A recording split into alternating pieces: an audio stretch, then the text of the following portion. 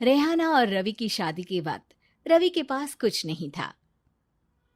रेहाना, तुमने मुझसे शादी करके एहसान किया है। मुझसे ज्यादा तो तुम कमाती हो। अरे तो क्या हुआ, एक दिन आएगा रवि कि तुम खूब पैसा कमाओगे। मुझे तुम पर पूरा विश्वास है। रवि और रेहाना खुद को स्टैंड करने के लिए पूरी मेहनत करते। रेहाना, मैं नौकरी नहीं करना चाहता हूँ। तो कोई बात नहीं, मैं नौकरी करके घर चलाती हूँ, तुम बिजनेस सेट करने की कोशिश करो।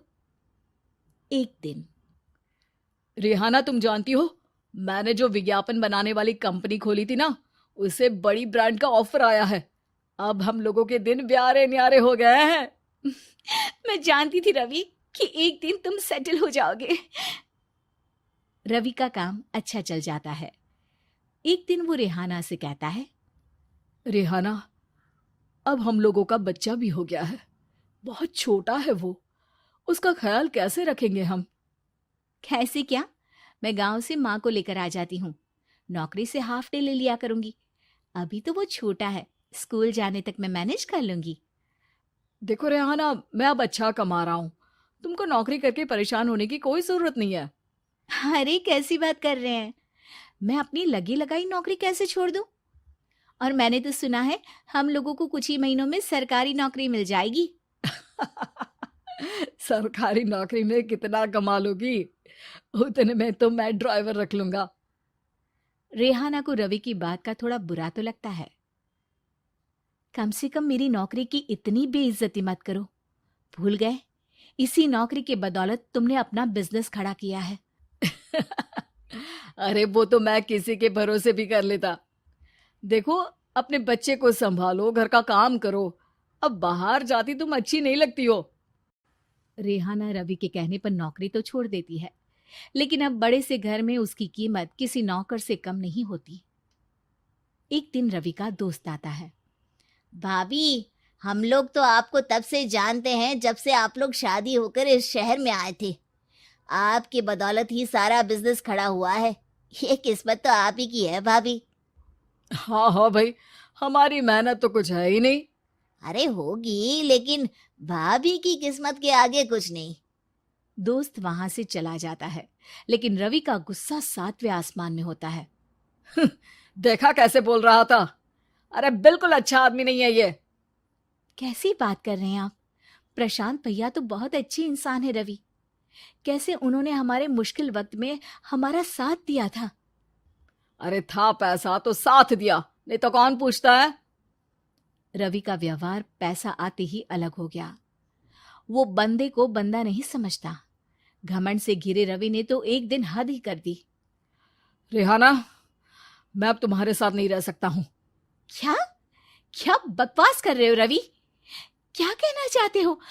और क्यों नहीं रह सकते तुम मेरे साथ? देखो, मुझे कोई और पसंद है, और उसने साथ रहने पर बस यही शर्त रखी है कि मुझे तुम्हें तलाक देना होगा। रेहाना, जो कि एक स्वावलंबी महिला थी, उसने बिना देर किए रवि को कह दिया, कोई इश्यू नहीं, मुझे पैकिंग में 4 दिन का वक्त लगेगा, लेकिन तब तक मैं तुम्हारे साथ नहीं रहूंगी। 4 दिन के लिए तुम कहीं और शिफ्ट हो जाओ, मैं घर से निकलूंगी तो बता दूंगी। रवि घर छोड़कर चला जाता है। रेहाना को दुख होता है, वो रोती है, लेकिन व्यवहार से स्ट्रांग रेहाना को पति के वापस आने का और उसे सबक सिखाने का पूरा भरोसा था। फिर एक दिन, अरे शुशिका, कब शादी करोगे तुम मुझसे? यार मैंने तो सोचा था तुम शादी से पहले मुझे विदेश लेकर जाओगे, महंगी कार दिलाओगे।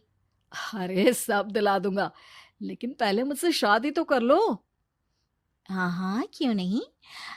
मैं कुछ दिनों के लिए अपने मम्मी पापा के पास जा रही हूँ और लोगों से अपनी शादी की बात करूंगी। अरे शुशिका, कैसे रहूंगा मैं तुम्हारे बिना? अब तो शादी ही होने वाली है हम लोगों की। शुशिका रवि को छोड़कर चली जाती है। रवि घर आता है, जहां रेहाना को ना पाकर उसे सब अजीब लगता है। घर तो रेहाना के बिना कुछ नहीं है। बच्चे की याद भी आ रही है। चलो एक वीडियो कॉल कर लेता हूँ। रवि रेहाना को वीडियो कॉल करता है, लेकिन रेहाना फोन नहीं उठाती। रात को सोते वक्त मन कर रहा है मुन्ने को गले लगा लूं। चलो कोई ना, शुशिका से शादी के बाद मेरे और भी बच्चे होंगे। अगले दिन रवि ऑफिस जाता है, जहां टीना खड़ी होती है। सर, आपने अपने नए ऐड के लिए मॉडल की रिक्वायरमेंट डाली थी ना, मैं उसी के लिए आई हूँ। रवि टीना को देखकर खुश हो जाता है। अब शादी हो गई है तुम्हारी?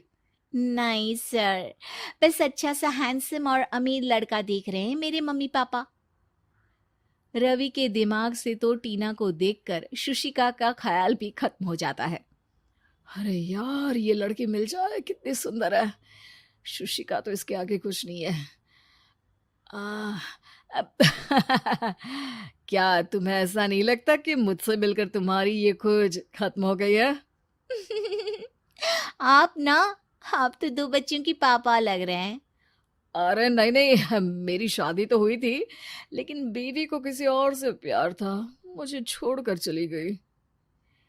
खैर, टीना की दोस्ती रवि से हो जाती है, लेकिन 1 महीने बाद शुशिका रवि के पास वापस आती है। मेरे मम्मी पापा तुमसे मिलना चाहते हैं, लेकिन उन लोगों को ये मत बताना कि तुम पहले से शादीशुदा हो, और हाँ, शादी से पहले अपनी सारी प्रॉपर्टी तुमको मेरे नाम करनी होगी। अरे पागल, अब मैं तुमसे शादी ही नहीं करना चाहता। भला ऐसी लालची औरत से कौन शादी करेगा? तभी वहां टीना आ जाती है। रवि, ये पागल सी औरत कौन है? देखो, तुमने ही कह दिया ना पागल, तो पागल ही है। पता नहीं कौन है, कह रही है शादी कर लो, लेकिन शादी से पहले अपनी सारी प्रॉपर्टी मेरे नाम कर दो। बोल तो सही रही है। वैसे तुम जानती हो, मेरी एक सहेली है, उसके पति ने उसे पैसा आते ही छोड़ दिया, जबकि उसको खड़ा करने वाली ही मेरी सहेली थी। और मुझे भी भरोसा नहीं है। अगर मैं भी तुमसे शादी करूंगी तो तभी जब तुम मेरे नाम अपनी सारी प्रॉपर्टी कर दोगे। अरे हाँ हाँ, क्यों नहीं, बिल्कुल कर दूंगा। रवि और टीना की शादी की तारीख तय हो जाती है। वो अपनी सारी प्रॉपर्टी के कागज लेकर शादी वाली जगह पर पहुंचता है, लेकिन वहां टीना आती नहीं। रवि टीना को मैसेज करता है। कहाँ हो? सॉरी, मैं तुमसे शादी नहीं कर सकती, मुझे तुमसे भी ज्यादा पैसे वाला मिल गया। रवि को गुस्सा आ जाता है। वो गुस्से से सारा डेकोरेशन तोड़ रहा होता है कि वहां रेहाना आ जाती है। सर, क्या हो गया? क्या डेकोरेशन पसंद नहीं आई आपको? तुम यहाँ क्या कर रही हो? मैं यहाँ की डेकोरेटर हूँ। क्या आपको पसंद नहीं आई यहाँ की सजावट? रवि दौड़कर रेहाना के गले लग जाता है। मुझे माफ कर दो रेहाना। रवि रेहाना के गले लग जाता है और रेहाना टीना को थैंक्स का मैसेज करती है।